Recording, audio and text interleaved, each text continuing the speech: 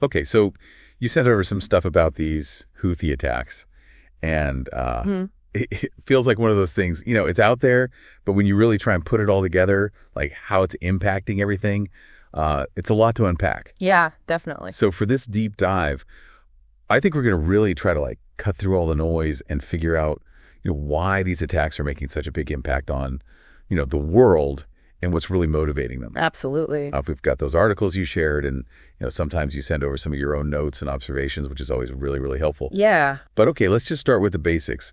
What are these attacks actually about?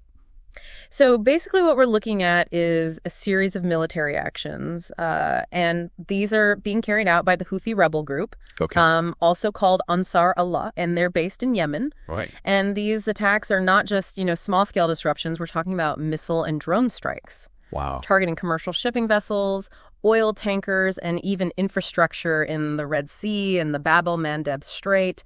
Right, the Bab el-Mandeb Strait, which is that choke point connecting the Red Sea to the Gulf of Aden. Exactly. Yeah, it always seems to me like that's a pretty crucial and maybe vulnerable spot for, global trade. It absolutely is. It's a major artery for global trade, and something like 12% of all global trade and an even bigger percentage of global container traffic. Something like 30% passes through there. Wow. So you can really see how even a somewhat localized disruption there can have this huge ripple effect, globally. Yeah, it makes you think about all those, those choke points that we have around the world that everything flows through. Absolutely. Okay, so this is not just a regional problem, then this is the global problem. Exactly. So when did these attacks on shipping in particular start becoming such a problem? So the Yemeni civil war has been going on for a while now, since 2014. Right. But this kind of very deliberate targeting of commercial shipping really escalated in late 2023. Okay. And became a major concern, I'd say, in the first few months of 2024. And that really coincides with the Israel-Hamas conflict that started last October. Exactly. And the Houthis have been very upfront about their support of Hamas. Right. And they've said publicly that these attacks are directly in response to that conflict, and they're specifically targeting ships that they believe have links to Israel or its allies. So they're not just disrupting shipping randomly. There's a very deliberate objective here. Exactly. It's a statement. So how has all of this impacted the global supply chain? I mean, it's kind of like a domino effect, right? Yeah. The most immediate impact has been on trade routes. Okay. So as the Red Sea has become more and more risky, major shipping companies like Maersk, MSC, CMA, CGM, they basically had to avoid it. Right. And the main alternative is to go all the way around the Cape of Good Hope in South Africa. It's a huge detour. It is. It adds something like 10 to 14 days to a typical journey. Wow, and all that extra time at sea? I mean, that must really ramp up the fuel costs. Yeah, estimates are somewhere around a 15 to 20% increase in fuel costs just for that detour. And that's not even counting the increased freight rates. Right. Those also went up dramatically, especially on routes between Asia and Europe. How much are we talking about? We saw increases of up to 300% in early 2024. 300%, that's huge. And that's not all. You've also got these delays in shipments because of the rerouting. Right. It's led to shortages of all kinds of things, electronics, automotive parts, even energy products. Right.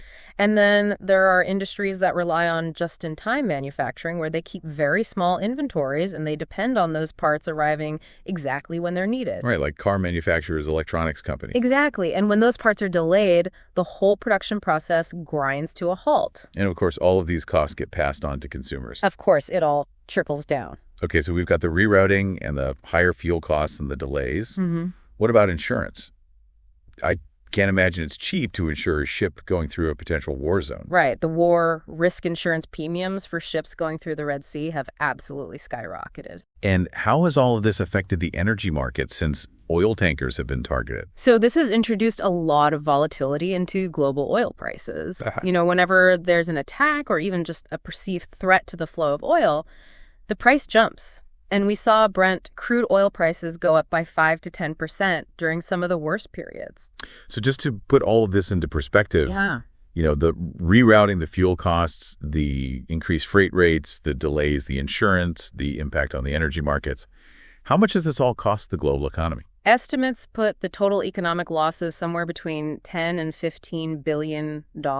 Wow. And the volume of trade passing through the Red Sea went down by 40 to 50% at its peak. Wow. And some of those war risk insurance premiums that we were talking about went up by 500 to 1,000%. That's a lot. It is. So we talked about the connection between these attacks and Israel-Hamas conflict, but are there any other reasons why the Houthis might be doing this? So there are a few factors at play here. Okay. And one of the big ones is their alignment with Iran. And they share this anti-Israel and anti-Western ideology. Right. And they frame these attacks as a way of showing solidarity with the Palestinians and as a direct response to what's happening in Gaza.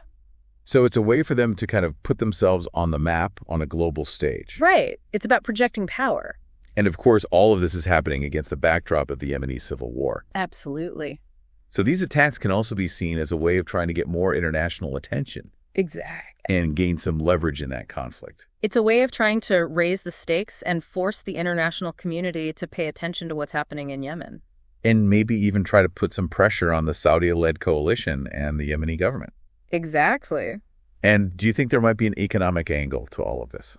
You know, it's possible that they're trying to put economic pressure on the West in the hopes that maybe they'll intervene in the conflict on their side. Or maybe lift the blockade on Yemen. Yeah, it's a very complicated mix of political and ideological and maybe even economic objectives. Okay, so we've talked a lot about the Houthis and what they're doing, but who are they exactly? So the Houthis officially call themselves Ansar Allah, and they emerged in northern Yemen back in the 1990s. Okay. And they come from a particular branch of Shia Islam called Zaydism. Right. And initially, their focus was really about trying to protect their religious and cultural identity within Yemen. Okay. But over time, they evolved into a much more political and militarized movement. And then they took over Sana'a in 2014. Yeah, and that really triggered the civil war and the intervention by the Saudi-led coalition in 2015. And of course, that war has had a devastating impact on the people of Yemen. It's a humanitarian catastrophe. So you mentioned earlier that certain ships have been attacked, like the MV Galaxy Leader. Yeah. Can you give us a few more examples of the types of ships and companies that have been targeted? Sure. So there was the MSC United Eighth, which is a big container ship that was hit by a drone strike back in December 2023. Okay. And then the Maersk Hangzhou, another big container ship owned by Maersk, that was hit by a missile in January 2024. So what types of ships are we talking about here? Well, container ships are a big target. You know, they carry all kinds of consumer goods, electronics, industrial products. Right. And then oil tankers transporting crude oil and refined fuels. Those have been attacked as well. Okay. And then you've got bulk carriers, which transport raw materials like grain and coal. So basically anything going through the Red Sea is a potential target. Pretty much. And some of the biggest companies in the world have been affected. You know, companies like Maersk, MSC, CGM Hapag-Lloyd on the shipping side. Right. And then energy giants like BP and Shell. And they've all had to change their routes. Yeah, they're having to go all the way around Africa to avoid the Red Sea. So this really is a global problem. It is. Now, one thing that really stood out to me in the stuff that you sent was the recent ballistic missile attack on Israel.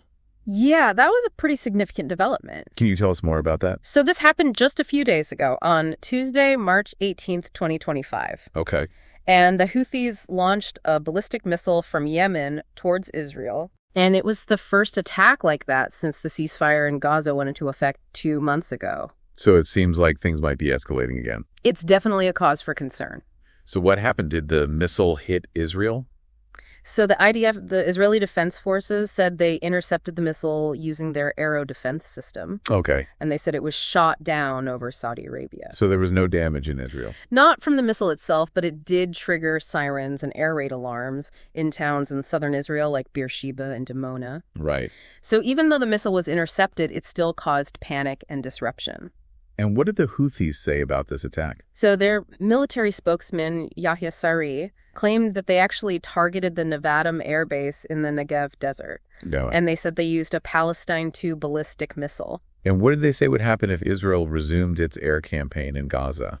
They said that they would start attacking more targets inside Israel. So it definitely sounds like things could get worse. Yeah, it's a very worrying development. So to wrap up here, it seems pretty clear that these attacks are much more than just a local problem. Absolutely. They're causing huge disruptions to global trade, And that has real economic consequences for everyone. It really shows how fragile the global supply chain is and how vulnerable these key shipping routes are to regional conflicts. And it really makes you think about, the future of global trade and what we need to do to protect it. Exactly. I mean, how do we make our supply chains more resilient? And how do we deal with these kinds of regional conflicts in a way that doesn't disrupt the entire global economy? Those are really important questions. They are. And it's definitely a situation that we need to keep a close eye on. Absolutely. Well, thanks for breaking all this down for us. It's been really helpful. You're welcome. It's a complicated issue, but I think we have a much better understanding of it now. Good. So until next time. See you then.